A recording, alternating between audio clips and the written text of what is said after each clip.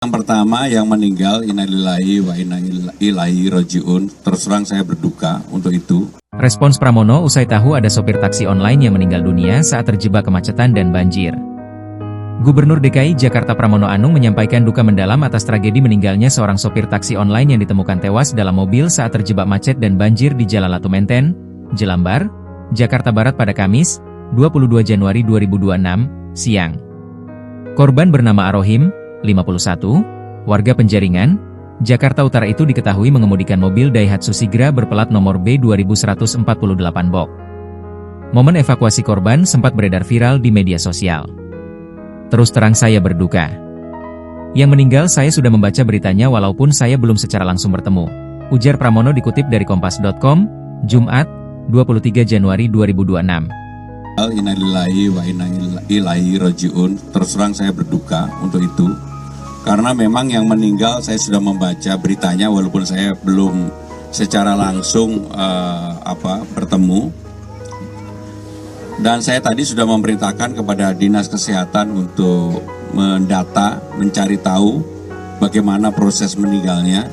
Karena memang sebenarnya dari informasi yang saya peroleh, meninggal ketika terjadi kemacetan. Kemacetan juga sebagian karena terjadi banjir. Dan itu sebagai Gubernur Jakarta tentunya kami sangat berduka. Untuk pompa kami akan terus tambah. Tadi saya juga Pramono telah memerintahkan Dinas Kesehatan DKI Jakarta untuk mendata dan menelusuri secara detail terkait penyebab kematian korban.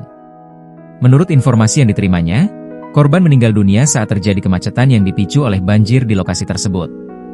Karena memang sebenarnya dari info yang saya peroleh meninggal ketika terjadi kemacetan karena terjadi banjir, ujarnya. Ia menegaskan rasa dukanya atas peristiwa itu. Kami sangat berduka, ujar Pramono.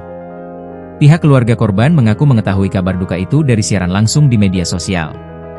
Istri korban, Rini, mengatakan dirinya mengetahui kabar itu sekitar pukul 14 WIB saat sedang bekerja. Bapak kan biasa jam segitu lagi narik.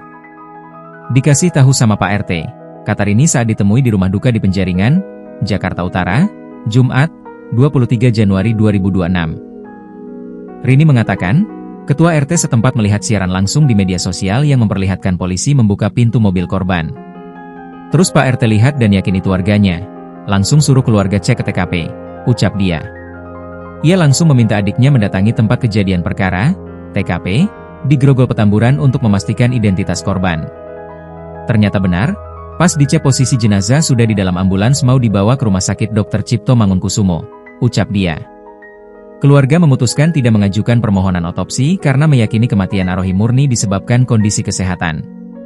Berdasarkan penjelasan polisi kepada keluarga, tidak ditemukan tanda-tanda kekerasan di tubuh korban. Jenazah Arohim dimakamkan pada Jumat, 23 Januari 2026, sekitar pukul 12 WIB di tempat pemakaman umum, TPU, Tegal Alur, Jakarta Barat, setelah menunggu kedatangan anggota keluarga dari luar kota. Download Tribun X sekarang, menghadirkan lokal menjadi Indonesia.